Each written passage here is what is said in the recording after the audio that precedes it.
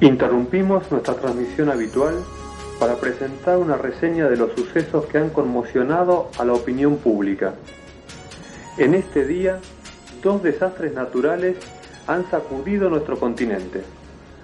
Por un lado, el terremoto que esta mañana destruyó un 20% de la ciudad de Posadas. Según la última información que disponemos, fueron recuperados ya 228 cuerpos sin vida, no pudiéndose precisar todavía el número de desaparecidos y heridos. Luego ampliaremos esta información. Por otro lado, las persistentes lluvias en el sur del Brasil provocaron hoy uno de los peores desastres naturales que registra el país hermano. Un aluvión borró literalmente la ciudad de Brusque en el estado de Santa Catarina. Casi no hay sobrevivientes. La niña que estamos viendo murió cuando el equipo de rescate trataba de liberar su cuerpo de los escombros que la inmovilizaban. El hambre está castigando con furia a los países subdesarrollados. 1 de cada 3 personas muere de hambre en la actualidad. Esta madre etíope, con sus 2 hijos, habrán muerto de hambre en menos de 15 días. Y esta es una escena común en los países del tercer mundo, especialmente en el continente africano.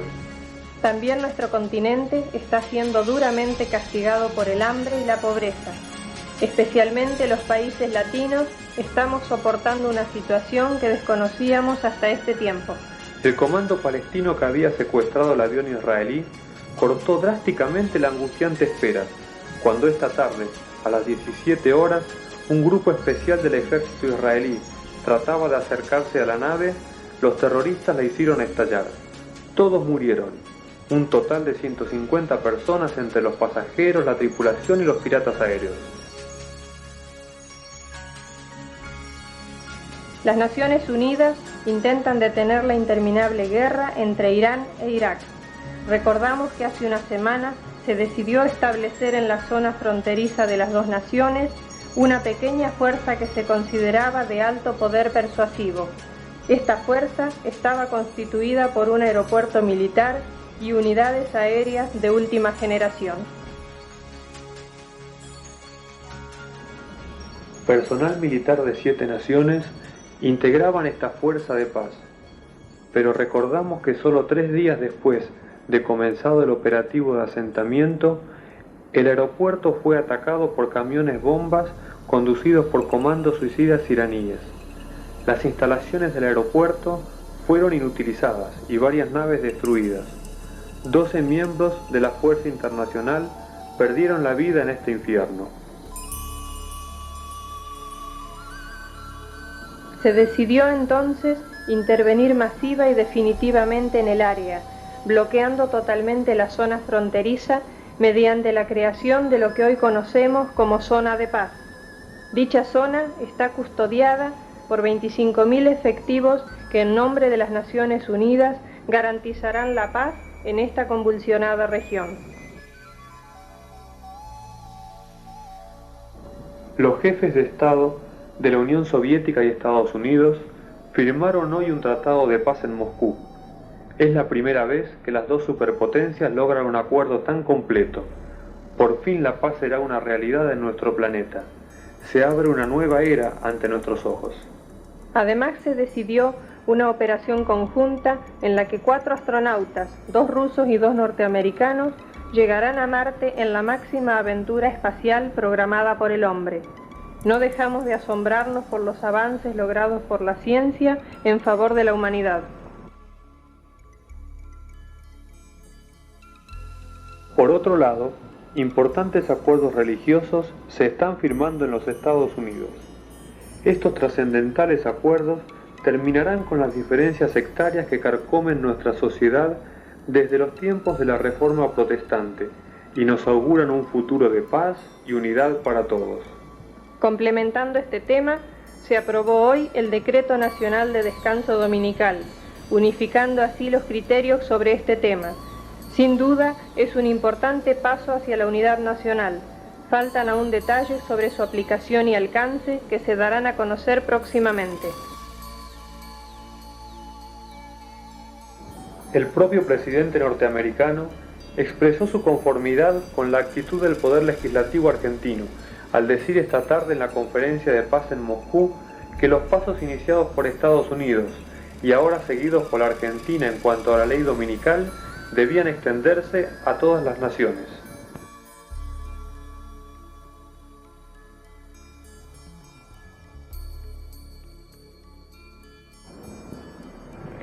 El interruptor me pareció helado cuando mi mano caliente y húmeda lo desconectó, cortando así la voz del anunciador del noticiero. Me quedé con la vista fija y asombrada. Vinieron a mi mente las palabras del pastor Ríos. La ley nacional de observancia del domingo será la señal para los cristianos de abandonar las ciudades. Allá en las clases bíblicas había oído mucho sobre la ley dominical y el fin del tiempo, pero no debo haber pensado que eso realmente sucedería. Me parecía estar dentro de una cámara sometida a grandes presiones. Podía ver claramente los diagramas que el pastor Ríos había dibujado día tras día en el pizarrón, mostrando los acontecimientos finales. Allí había dos marcas que estaban muy cerca, la de la ley dominical y la de la terminación del tiempo de gracia. Duda, temor, excitación giraban por mi mente. ¿Tendríamos que irnos? ¿Cuándo deberíamos hacerlo? Y sin embargo, todo parecía tan irreal, como un sueño. Yo no podía creer que el momento había llegado ahora.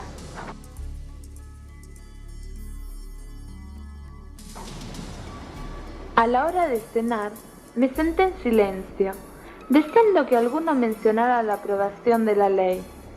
Pero todo seguía como siempre. En las clases de Biblia había planeado para mis adentros cómo me gustaría que sucedieran las cosas cuando llegara este momento. Todos huiríamos a algún lugar apartado. Esperé, pero ninguno parecía saber qué hacer o qué decir. Sencillamente actuaban como si nada fuera de lo común estuviera sucediendo.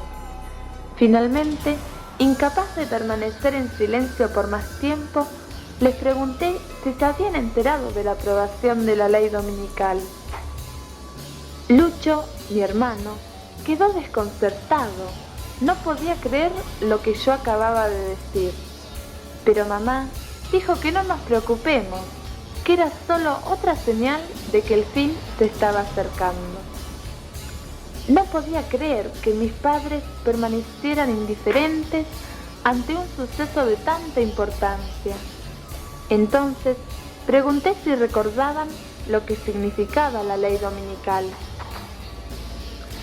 Pero se dibujó otra vez una expresión característica en el rostro de mi madre. Yo sabía por ese gesto que ella criticaría cualquier cosa que dijera ahora. Últimamente, cada vez que mencionaba la Biblia, mamá se molestaba. Entonces me preguntó sobre lo que la hermana White dice sobre el tema, y le conté que esta ley es la señal para el pueblo de Dios de abandonar las ciudades, que debíamos buscar refugio en algún lugar seguro y apartado.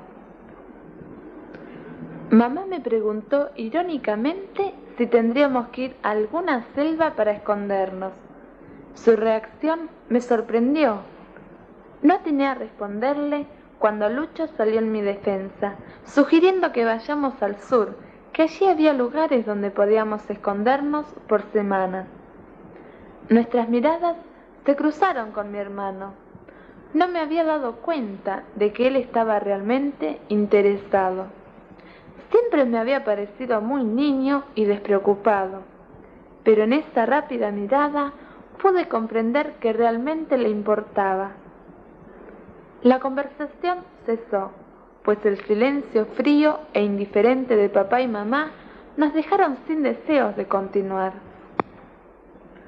Todo sale mal, pensé más tarde acostada en mi cama. ¿Cómo puede ser que mis padres sean tan apáticos? nada sucede como yo espero. Pasó la semana.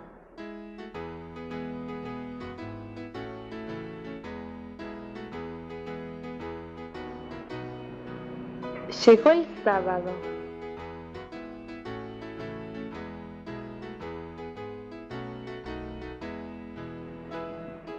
Al llegar a la iglesia, sentí una sensación muy extraña al ver a los hermanos actuando igual que cualquier otro sábado, como si no se hubiesen enterado de la nueva ley. El pastor que nos visitó esa mañana presentó un mensaje realmente conmovedor. Sus palabras penetraban en nosotros como mensajes directos de Dios. Su tema estuvo basado en la nueva ley y la terminación del tiempo de gracia. Pude ver cómo varios hermanos y hermanas eran conmovidos hasta las lágrimas. Otros acompañaban la predicación con fervientes amenes y se los veía auténticamente impresionados por la predicación. Ahora las cosas comenzaban a tomar el color que a mí me parecía que debían tomar. Yo sabía que la iglesia debía reaccionar ante los últimos sucesos. Mi corazón se tranquilizó al ver cómo Dios estaba trabajando en el corazón de mis hermanos. Salimos del templo emocionados. Un clima de solemnidad reinaba entre nosotros.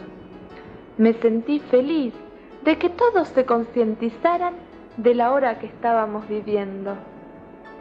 Pero más tarde, saliendo de la iglesia, noté con asombro que los hermanos reían y bromeaban como cualquier otro sábado. Algunos comentaban la ampliación que estaban haciendo en su casa o algún nuevo mueble que deseaban comprar. No podía comprender. ¿Podía acaso una persona ser impresionada por Dios y olvidarlo tan rápidamente? En casa la tensión había aumentado mucho y conseguimos permiso de mis padres para ir a la casita que teníamos en las afueras de Campana. Después que nos establecimos allí, el tiempo pasó rápidamente. El sábado lo pasamos estudiando y orando. Nunca antes habíamos sentido tanta necesidad de perdón. Literalmente, durante horas, Lucho y yo rogábamos a nuestro Padre Celestial por el perdón de todos los pecados que pudiéramos recordar. Un gran sentido de urgencia nos empujaba. El domingo fuimos a visitar a los vecinos que cuidaban la casita en nuestra ausencia y al contarles por qué estábamos allí, nos pidieron que les hablemos más sobre el asunto. Podíamos ver cómo el Espíritu Santo actuaba en sus vidas. Ellos habían oído antes sobre los adventistas y su fe y se habían interesado. Durante las tardes nos reuníamos para estudiar la Biblia y repasar juntos las profecías que nos hablaban específicamente del tiempo que estábamos viviendo. Ellos aceptaron el mensaje y aunque nunca fueron bautizados con agua, fueron adventistas del séptimo día por el bautismo del Espíritu. Durante la semana llamé a casa por teléfono. Mamá estaba como siempre, sin dar señales de enojo o intranquilidad. Ella pensaba que volveríamos y preguntó si queríamos que nos buscaran con el auto. Le dije que no y la animé a unirse con nosotros, pero no quiso. No estaba enojada, simplemente se rehusaba a tener que abandonar la casa y todo lo que habían logrado durante muchos años de sacrificio. También me comuniqué con el pastor Medina, esperando que él y su familia estarían haciendo planes para salir de la ciudad, si es que ya no lo habían hecho. Pero para mi gran sorpresa, todo parecía seguir como siempre para él. todos estaban contentos y despreocupados. Tampoco allí planeaban hacer algo especial, excepto seguir adelante como hasta ese momento. Varias veces durante la conversación, el pastor Medina me aconsejó que me cuide de volverme fanática. Me daba vueltas la cabeza. ¿Cómo podía ser que mi propio pastor no comprendiera el momento que estábamos viviendo? Al día siguiente, mientras desayunábamos, Nelly, nuestra vecina, entró en la casa y casi sin aliento nos informó que se había aprobado un decreto mundial de observancia obligatoria del domingo. Mi hermano y yo nos miramos asombrados. Nos quedamos sin palabras. Hacía tan pocas semanas de la ley nacional, no podíamos creer que se hubiera extendido tan pronto a nivel mundial. Entonces recordé nuevamente los diagramas del pastor Ríos en las clases de Biblia, especialmente los referentes al tiempo que estábamos viviendo. La línea que señalaba el decreto dominical y la que marcaba el fin del tiempo de gracia parecía acercarse una a la otra, hasta confundirse en una sola. Sí, el momento había llegado, y ese momento era ahora. Conversamos con nuestros amigos acerca de lo que deberíamos hacer. Juntos oramos a Dios pidiendo orientación y cuidado. Decidimos viajar de inmediato hacia el sur. Sierras de la Ventana sería nuestro próximo destino. Al llegar a un cruce de rutas y ver el cartel indicador que daba la bienvenida a San Martín, me sentí extrañamente vacía. Lucho y yo quisimos volver a ver a nuestros padres, a los Ríos y a los Medina. Pero nuestros amigos dijeron que sería peligroso y que debíamos encontrar cuanto antes un lugar donde poder refugiarnos. Allí quedaba mi familia, mi pastor, mis amigos, mi iglesia. Después miré a Lucho, sentado en el asiento posterior del auto, y me di cuenta de que no todo quedaba atrás. Aquí estaba mi hermano. El sol se estaba poniendo en el horizonte. Nelly prendió la radio del auto. Un vocero de la Cancillería soviética dijo también que hay grandes destrucciones en la ciudad de Leninakan de 290.000 habitantes, mientras que otras poblaciones pequeñas de Armenia fueron demolidas por el violento sismo, y noticias sin confirmar aseguran que otras poblaciones como la ciudad de Spitak, de aproximadamente 50.000 habitantes, fueron directamente borradas del mapa. Todos los informativos eran similares, a medida que captábamos alguno de vez en cuando. Guerras, terremotos, crímenes por todas partes, y ahora se sumaba la ley dominical. Según nos enteramos en el noticiero, esta incluía la pena de muerte para todos aquellos que no la obedecieran. La semana próxima entraría en vigor esta cláusula de la ley.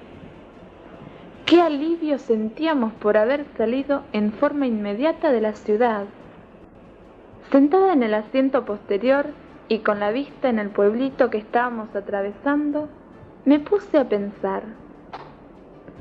Y recordé a mis compañeros y amigos del colegio, también a mis maestros y profesores. Al pensar en ellos, me preguntaba si habían recibido y aceptado la verdad, y si en este momento estarían viajando como nosotros. Recordé a mis maestros de la escuela sabática y a los demás hermanos. ¿Estarían ellos escapando como nosotros? ¿O seguirían en sus hogares como siempre? Y me quedé pensando en mis padres. Quizás a último momento habían abandonado la ciudad. Con toda seguridad lo habían hecho. El pastor Ríos siempre decía que serían los santos los que huirían. Me pregunté si nosotros estaríamos dentro de ese grupo o si escapábamos de la ciudad para mostrar al cielo que merecíamos el sello de Dios y en realidad solo nos estábamos autoengañando. Quizá me había engañado a mí misma, pensando que era salva cuando en realidad no lo era. Quizá actuaba como sabía que debían actuar los que serían salvos para convencerme a mí misma de que era una entre los redimidos. Yo había oído de gente que de tanto mentir se convencían de su propia mentira. Quizá ese era mi caso. La idea era terrible y traté de apartarla de mi mente recordando algunas promesas de Dios, y la esperanza volvió a arder en mi corazón. Lucho leía El Camino a Cristo. No parecía preocupado.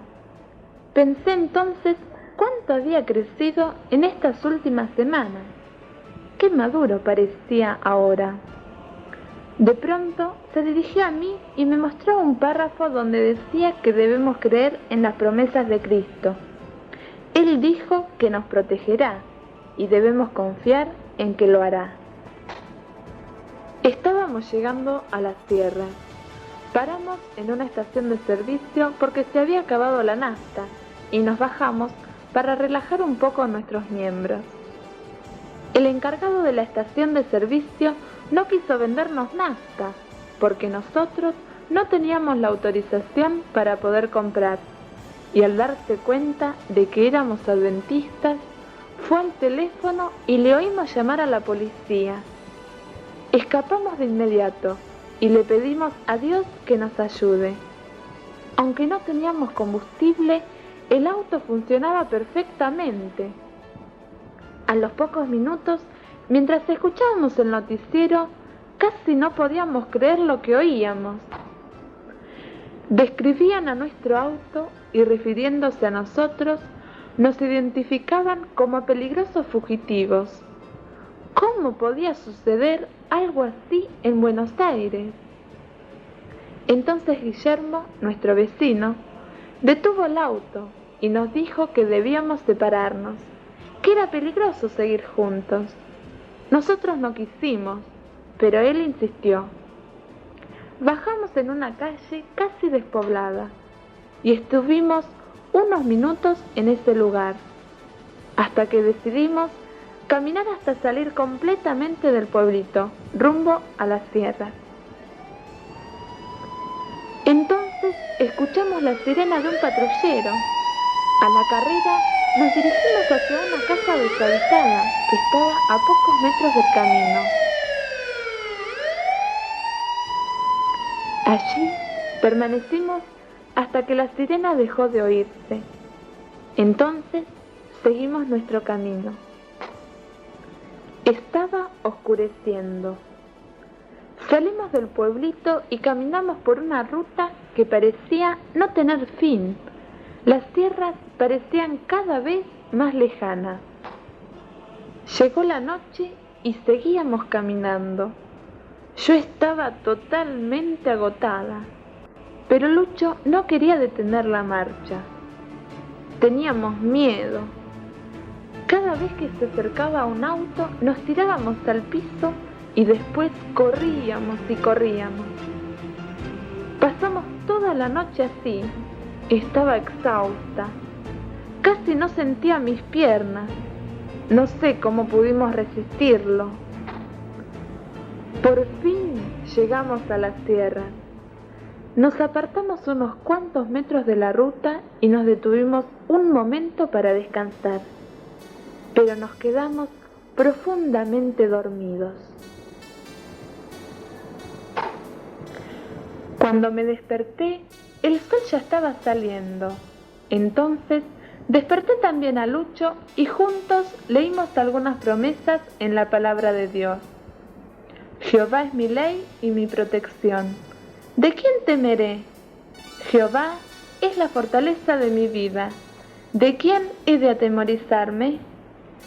Luego leímos en San Juan: mirad cuál amor nos ha dado el Padre, que seamos llamados hijos de Dios.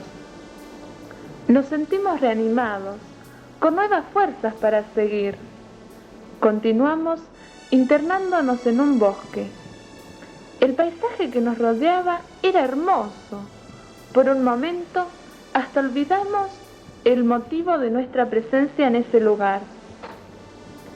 Mientras caminábamos en los últimos momentos del día, recordé que era viernes por la tarde.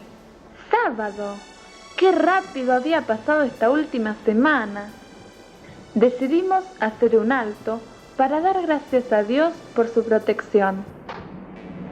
Juntamos algunas ramas e hicimos una pequeña fogata para tener algo de iluminación y para poder leer la Biblia. Oramos agradecidos a Dios por su constante cuidado. Luego nos pusimos a recordar los versículos que habíamos memorizado en la escuela sabática. Nos asombramos de la cantidad que podíamos repetir y ahora tenían mucha importancia para nosotros. Nos daban ánimo en este momento tan difícil. Después oramos por nuestros padres y por nuestros amigos. ¿Cómo nos hubiese gustado que estén con nosotros? Era un sábado muy especial el que estábamos comenzando. La oscuridad era total, por lo tanto, decidimos dormir en ese lugar. Nos despertamos muy temprano. El sol aún no salía. El espectáculo que las sierras brindaban a nuestros ojos era majestuoso. Caminamos contemplando aquella belleza que nos recordaba el poder creador de Dios. Un arroyito de aguas limpias nos invitaba a descansar. Nos olvidamos que esto no era un paseo y que esta misma noche entraría en vigencia la cláusula que permitiría la muerte a los que no obedezcan la nueva ley.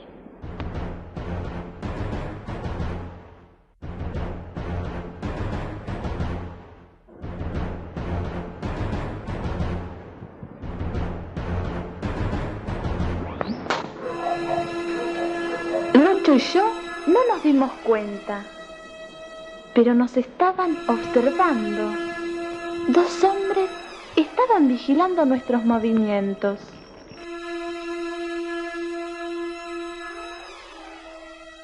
Sorpresivamente, escuchamos un grito. ¡Deténgase! Cuando los vimos, Lucho me empujó a la derecha y me dijo que corra. Él se fue por otro lado. Sentí entonces un disparo. Mi cuerpo se estremeció, pero no me había pasado nada. Corrí, estaba desesperada. Seguí corriendo. Le pedí a Dios que no permitiera que me alcancen.